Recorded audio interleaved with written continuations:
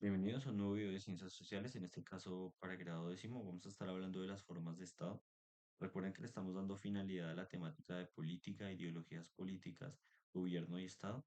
Este es el último punto para que ustedes puedan entender en cierta parte cómo se forma el Estado, cuáles son las instituciones del Estado, los tipos de Estado en el contexto actual, el siglo XX y la relación con los Estados, la relación entre Estado y gobierno y todas las dinámicas relacionadas con diferentes formas de aplicación de los estados.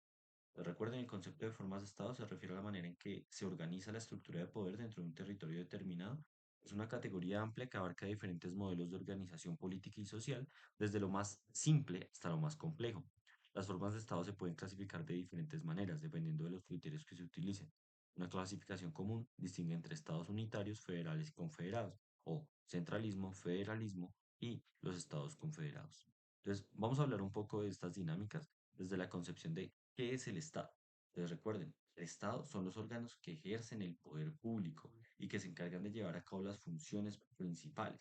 Desde el Estado, si hablamos del Estado colombiano, hablamos de las ramas del poder público, que son tres. Y entre la mayoría de estados a nivel internacional, en el ámbito mundial, reconocemos estos tres poderes políticos, desde que el barón de Montesquieu planteó como tal la categoría de Estado moderno, donde contamos con un poder legislativo, un poder ejecutivo y un poder judicial.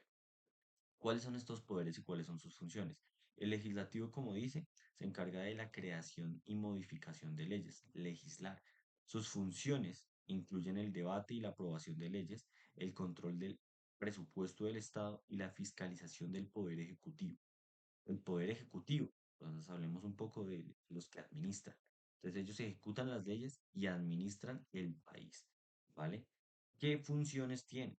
Gestión de la política exterior, o sea, relaciones internacionales, la defensa nacional, seguridad pública, economía y desarrollo social. Estos son los que deben garantizar que se administre de manera correcta el país y se ejecuten las leyes de manera coherente con la constitución política, al igual que hacer controles de debates del poder legislativo. El poder judicial judicializa, entonces es el que se encarga de aplicar las leyes y de la resolución de controversias entre las personas, o sea, llegar a mediar, a conciliar. ¿Cuáles son sus funciones? Administración de justicia, protección de derechos humanos y resolución de conflictos legales. Esas son las tres ramas del poder público desde la categoría de Estado moderno, desarrollada casi en la Edad Moderna por el gran filósofo, el barón de Montesquieu. Tengan en cuenta. Hablemos de los regímenes políticos ahora. Se refieren al conjunto de normas prácticas y mecanismos que regulan la vida política de un país. Se clasifican según diferentes criterios, como las formas de gobierno, la forma de Estado, el sistema de partidos o el sistema electoral. Tenemos cuatro. Monarquía, donde el poder está en una sola persona, un monarca que generalmente hereda su cargo, y los monarcas suelen tener un papel ceremonial y simbólico, como en el absolutismo monárquico en Europa, donde los monarcas tenían poder absoluto. La república, que es un régimen político en el que el poder lo ejerce una persona, que es obviamente un representante popular elegido por lo general por voto. La democracia, que es un régimen político, ¿vale? En el que el pueblo tiene la última palabra en la toma de decisiones políticas. Tenemos democracias directas donde el pueblo literalmente hace el Estado y otras donde tenemos democracias representativas donde el pueblo elige un representante, muy similar a una república. Y las dictaduras, donde pues hablamos de un régimen político en donde el poder supremo se concentra en una sola persona. A diferencia de la monarquía, no tenemos ni herencia, ni que sea una persona con algún simbolismo o algún elemento ceremonial como las monarquías parlamentarias constitucionales, sino la dictadura es una dictadura y punto final. Una persona tiene todo el poder absoluto, controla todo y literalmente hay represión, violación de derechos humanos, censura y faltas de libertad política. Es como la peor forma de gobierno posible aplicarla en algún país. O sea, es la peor forma de gobierno para aplicar. Ahora hablemos de la relación del Estado y el gobierno, que es creo que lo fundamental en esta presentación. Entonces, el Estado y el gobierno son dos conceptos estrechamente relacionados, ¿vale? El Estado son todas las instituciones a nivel eh, jerárquico y de organización, y el gobierno las personas que llegan a ocupar. Entonces, el Estado es una entidad superior al gobierno. El Estado es la organización política que regula la vida de una sociedad. Es el ente que tiene el poder soberano. es decir, el poder supremo sobre su territorio y sus ciudadanos. Recuerden, para que un Estado exista tiene que haber soberanía, territorio y población. El gobierno, mientras esto, es la parte visible del Estado, es el conjunto de personas que se encargan de administrarlo y de llevar a cabo las funciones del poder público. El gobierno es responsable de tomar decisiones políticas y ejecutar leyes. ¿Y cuál es la relación fundamental entre los dos? Pues el gobierno es el instrumento a través del cual el Estado ejerce su poder. El gobierno es el brazo ejecutivo del Estado, mientras que el Estado es la entidad que le da legitimidad al gobierno. Tienen que tener en cuenta esa diferenciación de jerarquías. El Estado está por encima del gobierno, porque el gobierno es la gente o las personas que ocupan las ramas del poder del Estado.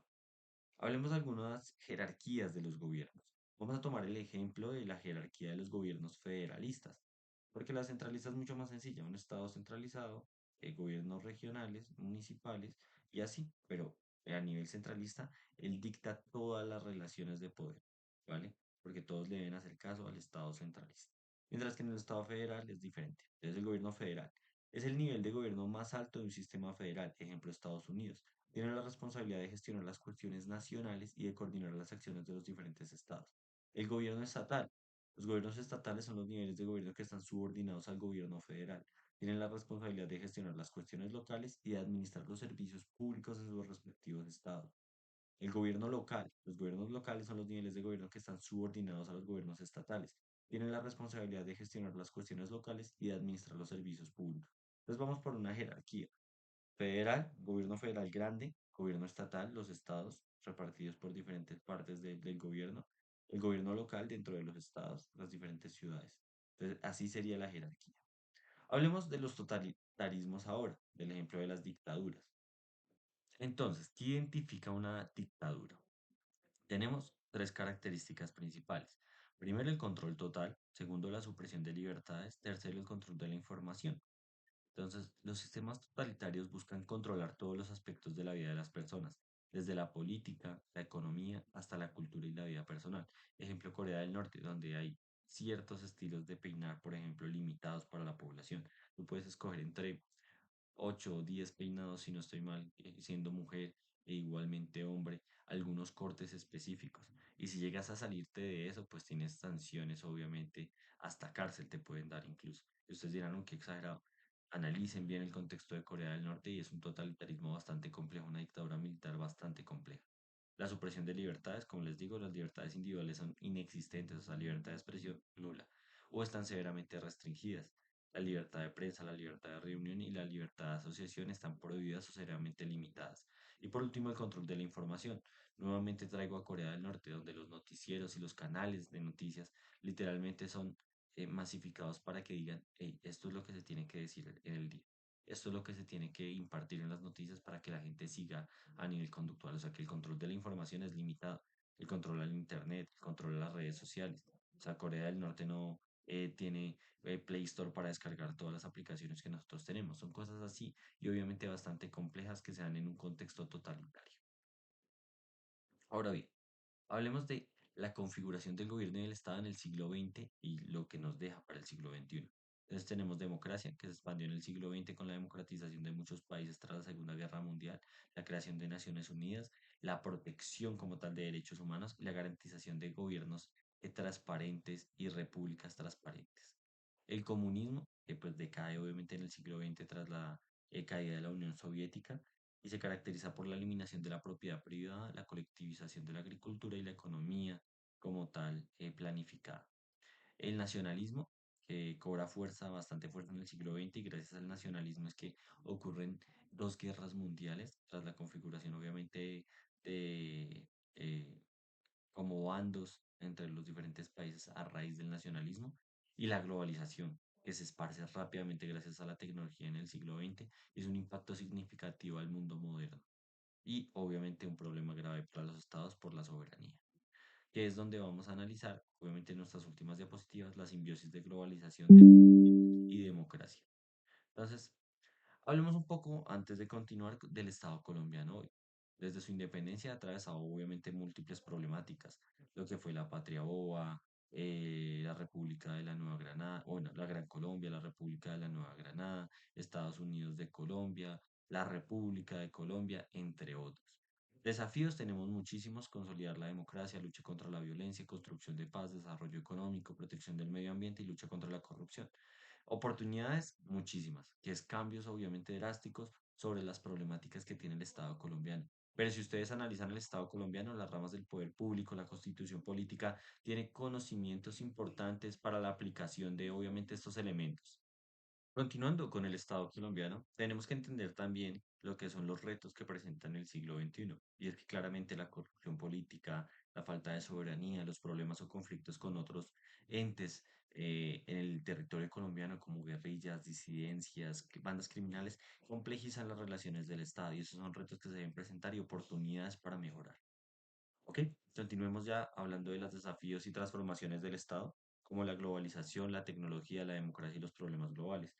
La globalización ha aumentado la interdependencia entre los estados y ha creado nuevos desafíos para la gestión de los recursos públicos, así como la pérdida de soberanía internacional y obviamente la complejización a nivel económico y político de muchas relaciones entre estados.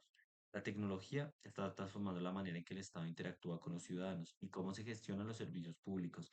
La tecnología facilita la transparencia, la participación ciudadana y la eficiencia en la gestión pública. Sin embargo, también representa nuevos riesgos en materia de seguridad y privacidad.